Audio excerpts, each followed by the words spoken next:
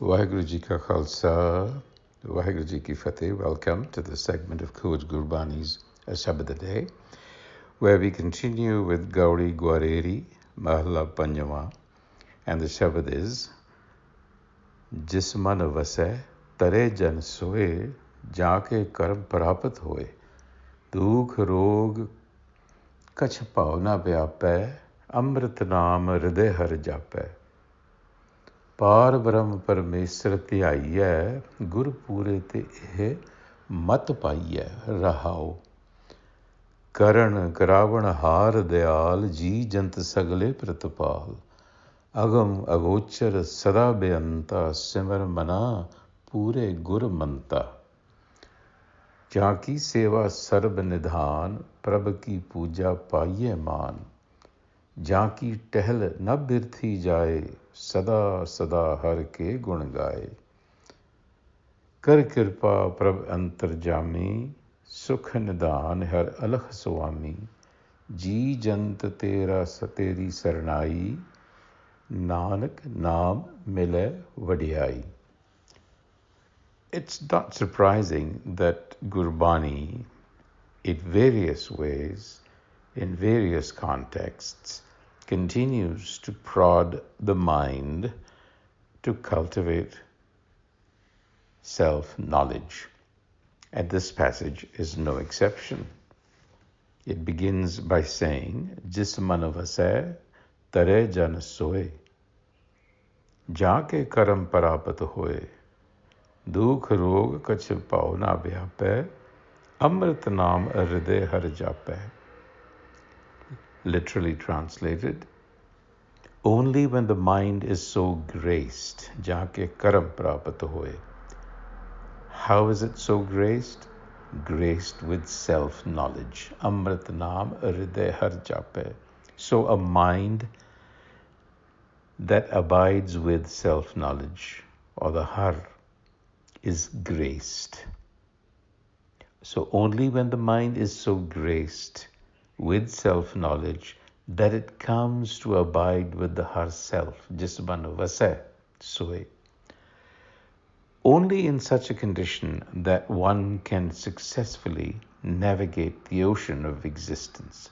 Tarai jan soe, tarai, to swim across.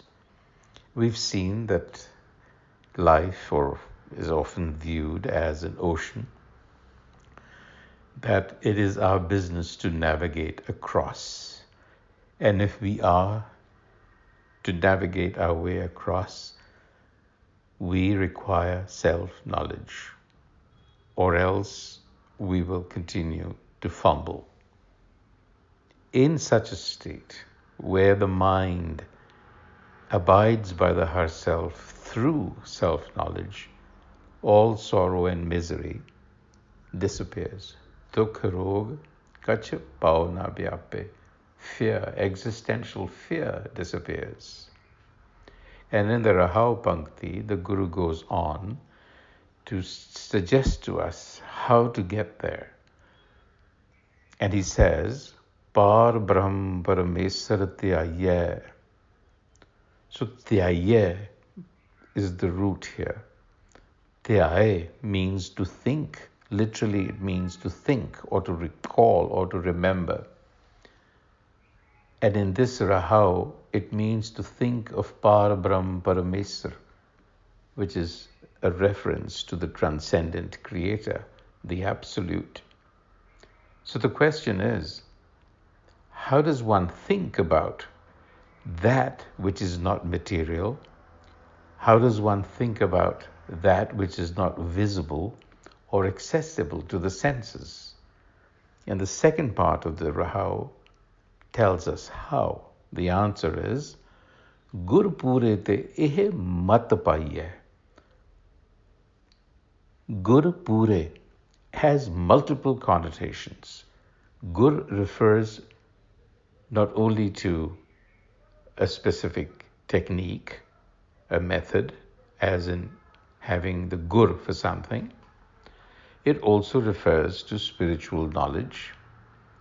It also refers to the enlightener. Pure, perfect, complete. In other words, never failing, foolproof. Gur pure te, from such an enlightener or such an enlightener that possesses the foolproof methodology. Eh mat paiye, obtain this understanding. Gur pure te eh mat paiye. Then you will learn how to do Tyavana. Otherwise, you will not know how to do Tyavana. And it makes sense. After all, how can you bring to your mind the notion of something that we don't even have any idea about? Our minds are totally fixed with the senses. We only see material things and objects. How does the mind begin to cultivate a sense or knowledge of that which is Parabrahm, which is beyond the senses, which is transcendental? And the Guru says, Gur pure te eh mat paiye. Understand the technique, understand the way to do it from the Gur. The Gur will give you the Gur, so to speak. And in the second verse, that line of thinking continues. The Guru instructs us. He says, my mind, addressing the mind, remember or think about, here's how to do it, the benevolent doer, the ultimate cause of everything. So the Guru is telling us what it is that we have to think about. We have to think about that Parbrahm Parameswar, who is Karan Karavanahar Dayal. It is the doer, it is the ultimate cause of everything, and it is benevolent. That is the Parbrahm, that is the Parameswar. It is also Ji Jant Sagale Pratapal. It sustains all creatures. And it is Agam Agochar Sada Beyanta, who is infinite, transcendent, beyond the grasp of the senses. So that is the Parbrahm Parameswar Tyaya. The Guru elaborates. This is what you have to bring into the mind. And again, he emphasizes, Simar Mana Pure Guru Manta. Again, Manta, instruction of the perfect Guru or the perfect instruction. So the question that we raised in the Rahau is answered here in verse 2. The technique or method, Gur, of the perfect enlightener, Gur or Satgur, is the methodology to follow. And so Gurbani provides us with the data and the evidence of how to do that. So having said, bring to mind Parbrahm Parameswar, verse 2 expands the idea, the notion of Parbrahm Parameswar, and the emphasis on Guru Manth. And here, in verse 3, are elaborated the benefits. Jaki seva sarb nidan prabh ki puja paiye maan, Jaki tehal birthi jaye, na birthi jaye, sada sada har ke gun gaye. So we are being instructed here by serving that one, Jaki seva, the treasure, sarb nidhan. What is that treasure? It is the treasure of Prabh self-consciousness. Prabh ki puja paiye maan. So therefore, Parbrahm, Parameswar, Agam, Agochar, the transcendent, is really speaking to a state of the mind, a consciousness that is beyond the ego. That is really what is being pointed at. And now, the Guru is telling us, where is our starting point? What is the Guru Manth? Where does it begin? It says, Sada Sada Har Ke Gun Gaiye.